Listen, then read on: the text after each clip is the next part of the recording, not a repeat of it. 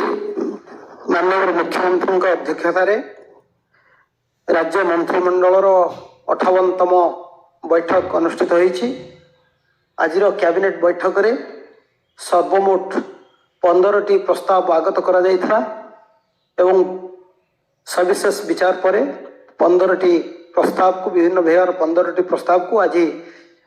मंत्रिमंडल अनुमोदन करिसेंती। से प्रस्ताव गुड़ी के संपर्क में मु आपण मानकु जनइबाक चाहूँगी। गोटे प्रपोजल थिला निर्माण विभाग तरफ वास्ट डिपार्टमेंट तरफ कटक रिंग रोड खाननगर ठारू लिंक रोड पर्यंत जो रिंग रोड टी अच्छी ताकू प्रस्ताव दि जाइथिला एवं यह करने फल जो नुआ बस स्टैंड टी खाननगर ठारे राज्य सरकार तरफ तैयारी करा जाउछि सेठू बस जीवा आसिबा तथा टेंडर ईपीसी टेंडर को 121 कोटी 65 लाख टंका रे अनुमोदन करा जाइछि एवं यही कार्यटी आगामी 24 मास भितरे शेष करा जिवार लक्ष्य धार्य करा जाइछि। आउ गोटे आज बहुत बड़ प्रस्ताव राज्य सरकार राज्य मंत्रिमंडल अनुमोदन करिसेंती ताहाला बिजु सेतु योजना रे आपण माने जानते बिजु सेतु योजना रे 21-22 मसीहा बेले 3 वर्ष पई बिजु सेतु योजना को समय कार्यकाल को वृद्धि करा जायथिला 21-22 रु 23-24 पर्यंत जो थे 5182 कोटी टंका व्यय रे 946 टी ब्रिज करिया पई सेतु करिया पई ग्राम्य सेतु करिया पई राज्य सरकार अनुमोदन करथिले एवं तापरे राज्य आमे विभाग तरफ जो सर्वे करा जायथिला 1416 टी ग्राम्य सेतु निर्माण करिया पई सर्वे करा जायथिला आउ 866 टी ब्रिज रही जायथिला से लिस्ट रु जहाकू आज राज्य कैबिनेट अनुमोदन कर मंजूरी देइछंती। एही 866 नुआ ब्रिज पई एडिशनल 3597.22 कोटी खर्च हबो एवं ए स्कीम टिके बिजु सेतु योजना ए जो 866 नुआ ग्राम्य सेतु को कैबिनेट मंजूरी देले या फल रे जो 1416 टी ब्रिज राज्य सरकार सर्वे करी रखिथिले से समस्त ब्रिज टेकअप करा जिवो एवं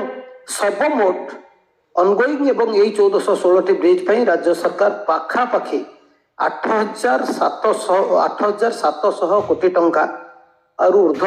खर्च करिवे। तृतीय गोटे वेरी इंपोर्टेंट प्रपोजल आज SC/ST डेवलपमेंट डिपार्टमेंट तरफ प्रस्ताव रखा जायथिला ताहा होची promulgation of ordinance for amendment of Odisha State Commission for Backward Classes 1993 से कौन है ना केंद्र सरकार सोशल एवं एजुकेशनल बैकवर्डनेस भितर 22 गोटी कास्ट और कम्युनिटी को एलोंग विथ देयर सिनोनिम्स को SC/BC लिस्ट रे इंक्लूड करिसेंती केंद्रीय लिस्ट तेबे सेम गुडी को राज्य लिस्ट रे राज्यर SC/BC तालिका रे नाही तेणु आज राज्य कैबिनेट यही केंद्र सरकार द्वारा नोटिफाइड होइथिबा ओडिशा पई प्रযোज्य थिबा ये जो 22 T caste and communities with their synonym along with their synonyms को ओडिशा राज्यर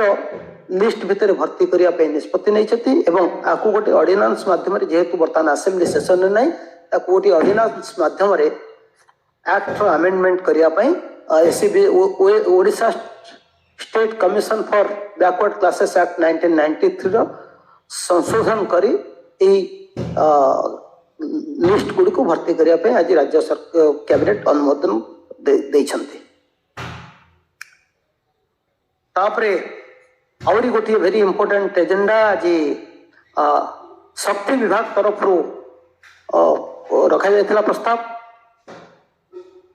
तार प्रस्ताव टी होची डिस्ट्रीब्यूशन सेक्टर रे विपणन विद्युत विपणन क्षेत्र रे AT&C लॉस कमेवा एवं सिस्टम स्टेबिलिटी एवं quality and reliable power supply करने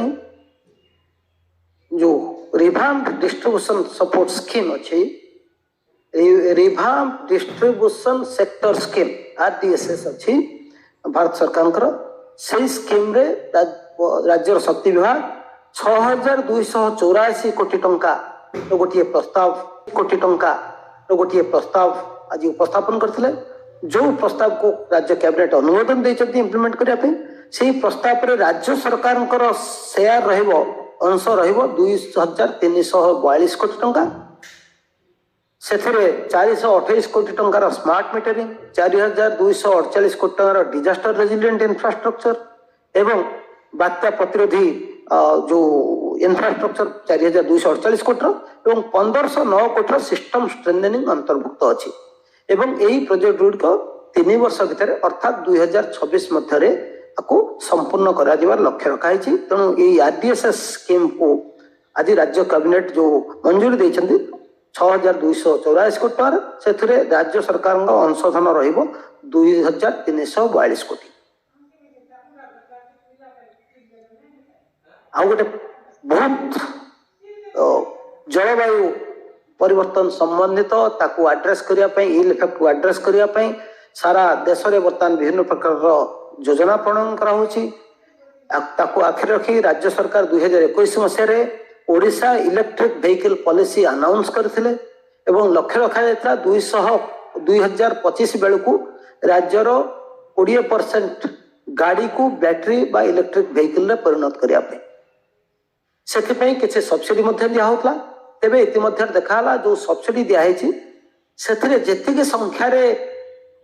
व्यक्ति विशेष गाड़ी किणवा कथा से किणुना तेणु ताकू अधिक प्रोत्साहन देवाई आज राज्य कैबिनेट मंजूरी देती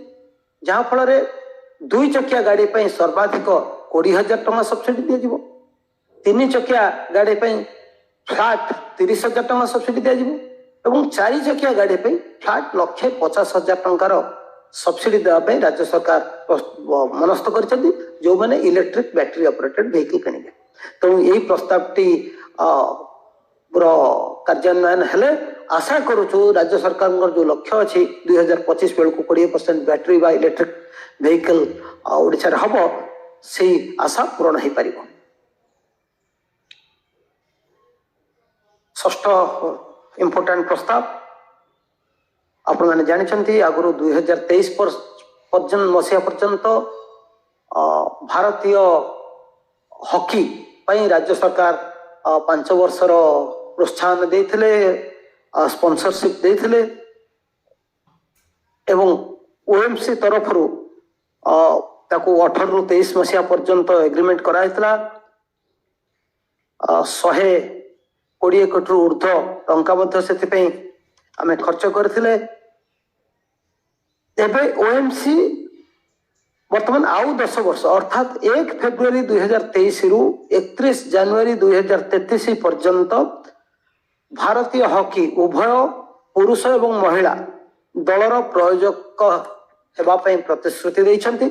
तेणु आज OMC पक्षरु हॉकी इंडिया को यही जो 10 वर्ष पई जो प्रोत्साहन राशि 434.12 कोटी टंका प्रदान करा जिवो आकु यही प्रस्तावटी को ओडिशार जो सहयोग रे भारतीय हॉकी दल उभय पुरुष एवं महिला हॉकी दल विश्व स्तर रे भल प्रदर्शन करचंती एवं ताकू देखी ओडिशा रे मध्य युवा हॉकी खेलाड़ी मानक भितर यही खेल प्रति अधिक आकर्षण बढ़ी एवं लोक अधिक पिला आकृष्ट होचंती तेणु सबू को आखिर रखी राज्य सरकार वर्तमान 1 फेब्रुआरी 2023 रु 31 जनवरी 2033 पर्यंत जो OMC को भारतीय हॉकी दलर प्रयोजक होगापी आज राज्य कैबिनेट मंजूरी देइछन। तापरे स्टील एंड माइंस डिपार्टमेंट गोटे प्रस्ताव थिला लघु खनिज पदार्थ बा माइनर मिनरल परिचालना प्रक्रिया को यही हस्तांतर प्रक्रिया को सुगम करिया पई तथा ई टेंडर बा ई नीलाम माध्यम रे लघु खनिज पदार्थ गुड़िकर खଣି आवंटन एवं I4MS माध्यम जमती आमर मेजर मिनरल I3MS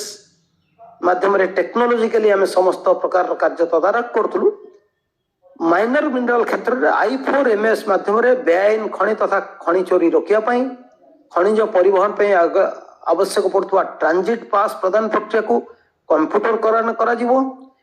यही सबको कार्यकारी करने Odisha minor mineral concession rule 2016 को आज राज्य कैबिनेट संशोधन करने अनुमोदन करिछन। खनि इस्पात विभाग तरफ आउ गोटे प्रस्ताव आज राज्य कैबिनेट सम्मुख रखा जायतिला। प्रस्ताव को अनुमोदन करिसेंती। निर्दिष्ट खनि लघु खनि जो अच्छी तार उत्स गुड़िकर प्रथम पर्याय नीलाम प्रक्रियार सफल रूपायन पर यही प्रक्रिया अधिक स्वच्छता तथा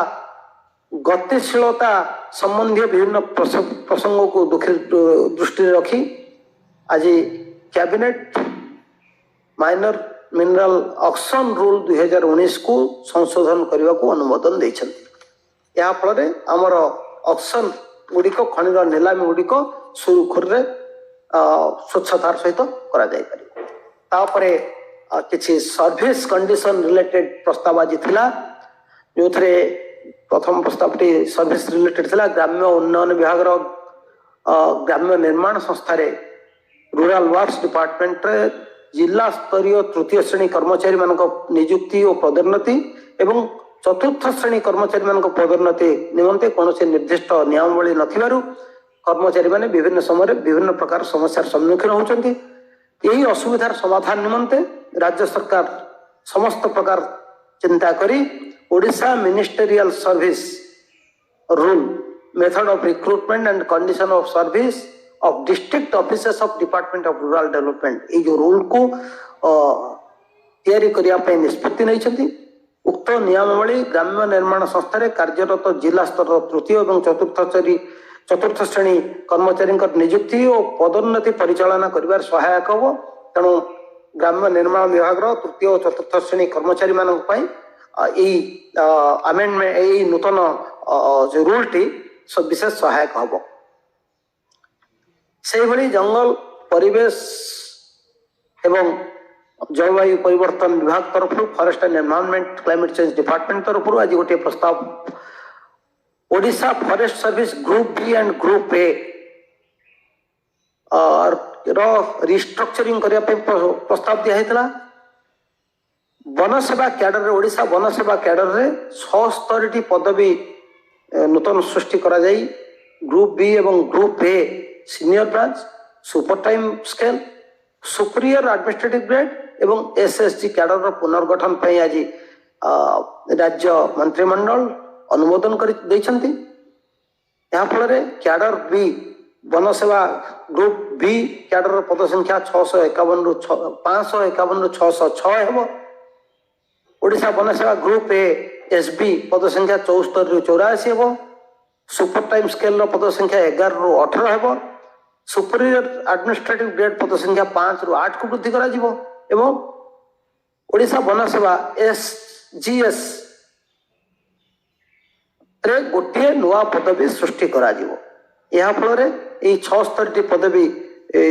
पदर वृद्धि करा जाई ओडिशा वन सेवा कैडर पुनर्गठन करा जिवार प्रस्ताव को आज राज्य कैबिनेट मंत्रिमंडल अनुमोदन देछन। अर्थ विभाग तरफ गोटे छोटिया प्रस्ताव टी दिया जीपीएफ रूल रे परिवर्तन कहुई। एथिरे केंद्र सरकार राज्य सरकार अधीन थी कौन प्रतिष्ठान नियुक्ति नापी कौन ग्राहक को बिना विरोध बदली कर समस्त ग्राहक देव उपार्जित शुद्ध हस्तांतर कर अवसरण ग्रहण प्रस्तुति छुट्टी पूर्व अवकाश थे से समय ग्राहक हिसाब अधिकारी निकट में आवेदन करेंगे और संचित राशि से ही अवकाश आरंभ वास्तव अवसर तारीख मध्य जेको समय देययोग्य हम। संचित जमा राशि देययोग्य हेले कार्यालय अथवा विभागीय मुख्य सेवानिवृत्त हवा ग्राहक विशद विवरणी महालेखक अथवा हिसाब नियंत्रण को अवसर तारीख 3 मास पूर्व प्रदान करेंगे। ग्राहकंकर बा एम्प्लॉयींकर मृत्यु अथवा स्वेच्छाकृत अवसर अथवा बाध्यतामूलक अवसर बा बरखास्त क्षेत्र में उक्त विवरणी कार्य शेष दिवस 3 मास भीतर प्रदान करा जिवो। या फल एम्प्लॉयी मानकर जीपीएफ चूड़ांत उठाण एवं अन्यान्य प्रक्रिया सहज सापेक्ष हम एवं एथिरे मध्य परिवार संज्ञा किसी परिवर्तन कर उभय पुरुष और महिला ग्राहकों परिवार संज्ञा परिवार अन्य सदस्य मान ग्रहण कर गोटे एम्प्लॉयी मानकर समस्या जीपीएफ जनित समस्या को समाधान करिवारे अधिक सहायक हम। आउ गोटे प्रस्ताव अच्छी एमएसएमई डिपार्टमेंट से rules of rate contract for MSME enterprises in Odisha 2014 rule amendment केते समय देखा है जो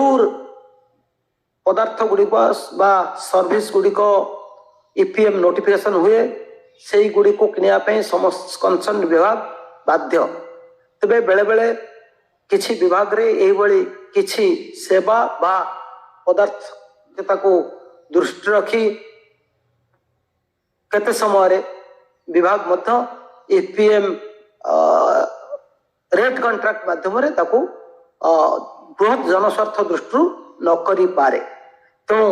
यही विभाग मान को से सामान्य सुविधा देवाई आज राज्य कैबिनेट जो rule of rate contract with MSME enterprises in of Odisha 2014 को सामान्य संशोधन करने अनुमोदन देछन। ओडिशा खदी एवं से भली विभाग तरफ ओडिशा खदी एवं विलेज इंडस्ट्रीज बोर्ड रूल 1956 रे किसी संशोधन कराई 1956 रे रूल रे ओडिशा खदी विलेज इंडस्ट्री बोर्ड रो सेक्रेटरी आर्थिक क्षमता मात्र 10,000 टंका थिला ताको आज कैबिनेट 4 लाख टंका पर्यंत कंटिजेंट एक्सपेंडिचर को मिसेलेनियस को दिया जिवो एवं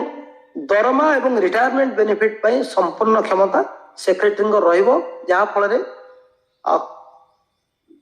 एम्प्लॉयी मानकर बा ऑफिस रो कार्यकारिता रे जो अधिक समय लगुला से समय एणिक अधिक लगे ना एवं कर्मचारी माने यार सुफल पाइबे। से भड़ी एक्साइज डिपार्टमेंट तरफ Odisha excise mineral ministerial service method of recruitment condition of service of junior assistants senior assistant and section officers of district officers subordinate to excise directorate rule तैयारी करछंती। एही नियम अनुसार बर्तमान ओडिशा सरकार अबकारी विभाग अबकारी अमला सेवा को ओडिशा अमला सेवा जो नियुक्ति पद्धति और सेवा शर्तावली नियम ठारू बर्तमान अलग करी एक नूतन भावे ओडिशा अबकारी अमला सेवा अबकारी निर्देशालय अधीनस्थ जिला स्तरीय कार्यालय कनिष्ठ सहायक वरिष्ठ सहायक और उपविभाग अधिकारी नियुक्ति पद्धति और सेवा शर्तावली नियम 2023 प्रचलन करने आज प्रस्ताव आगत करते जहाँ राज्य मंत्रिमंडल आज अनुमोदन कर शेष प्रस्तावटी हूँ एक्साइज डिपार्टमेंट थिला Odisha subordinate excise service method of recruitment and condition of service of sub inspector of excise rule को